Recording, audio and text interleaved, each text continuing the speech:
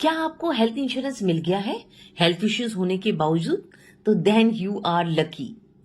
Policy लेते समय पहले से मौजूद हेल्थ इश्यूज के बारे में आप छुपा गए या इग्नोर कर गए तो याद रखिए, आपकी छोटी सी गलती आपको भारी पड़ सकती है।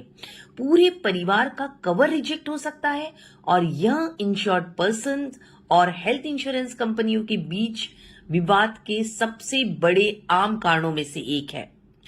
बीमा लोकपाल की ईयरली रिपोर्ट के मुताबिक हेल्थ इंश्योरेंस से जुड़ी शिकायतों में से 95% क्लेम पार्शियली या पूरी तरह रिजेक्ट होने से संबंधित होते हैं।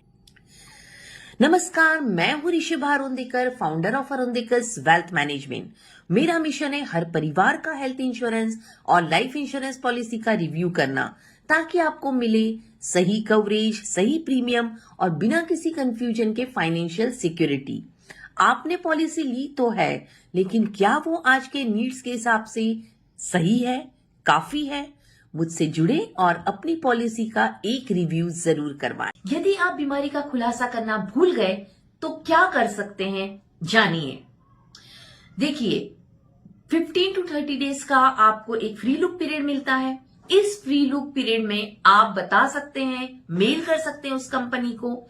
यदि फ्री लुक पीरियड आपका निकल गया है तो उसके बाद भी रिन्यूअल पे आप मेल कर सकते हैं और अपनी बीमारी जो भूल गए थे बताना वो बता सकते हैं।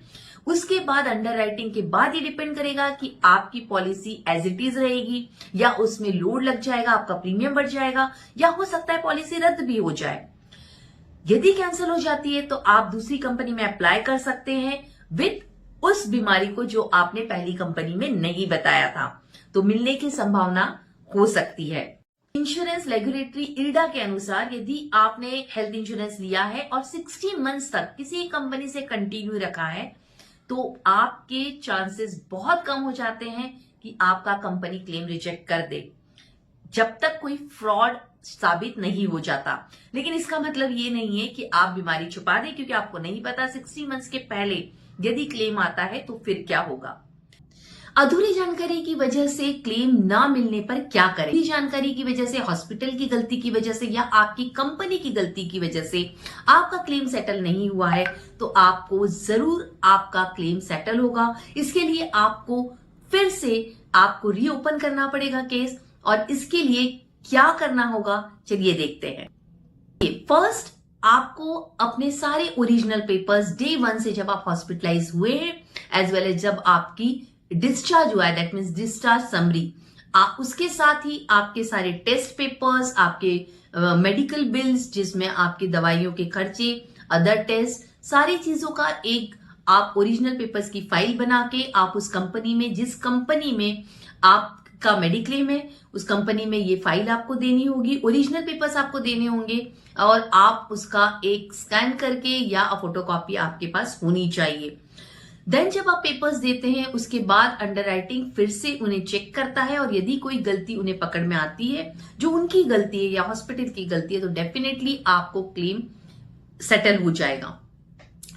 कई बार ऐसा भी होता है कि आपकी हॉस्पिटल का टाइप था और किसी वजह से वो टाइप रिजेक्ट हो चुका है, अब कंपनी का टाइप नहीं है, तो ऐसे टाइम भी आपको हो सकता है कि आपका क्लेम सेटल उस वक्त ना हो, लेकिन कैश रिएम्बर्समेंट हो जाएगा 45 डेज के अंतर्गत। तो इस वक्त भी आपको सारे ओरिजिनल पेपर्स देने होते हैं, इसलिए ओरिजिनल पेपर्स को बहुत अच्छे से संभाल के रखिए जब तक आपका पूरी तरह से क्लेम सेटल नहीं हो जाता है। अब सारी जानकारी देने के बावजूद भी यदि क्लेम सेटल नहीं होता है, आपकी शिकायत को नहीं माना जाता है, तो फिर आप शिकायत कर सकते हैं इंश्योरेंस रेगुलेटरी इल्डा में, जिसका टोल फ्री नंबर मैं नीचे दे रही हूं, वहां पर आप शिकायत कर सकते हैं। और यदि समय की व्यस्तता के कारण आप ये नहीं कर सकते हैं तो ये काम आप हमें सौंप सकते हैं। बहुत सारे क्लेम हमने सेटल करवाए हैं जिसकी जानकारी मैं समय समय पर आपको दूंगी, लेकिन जस्ट अभी हमने जो क्लेम सेटल करवाया है जो 4 लाख का था, चलिए सुनते हैं वो क्या कहते हैं। I want to express my heartfelt gratitude to Rishiba ji, founder of Arundika's Wealth Management, and the team at Insurance Samadhar for their incredible support in helping me with my rejected Mediclaim.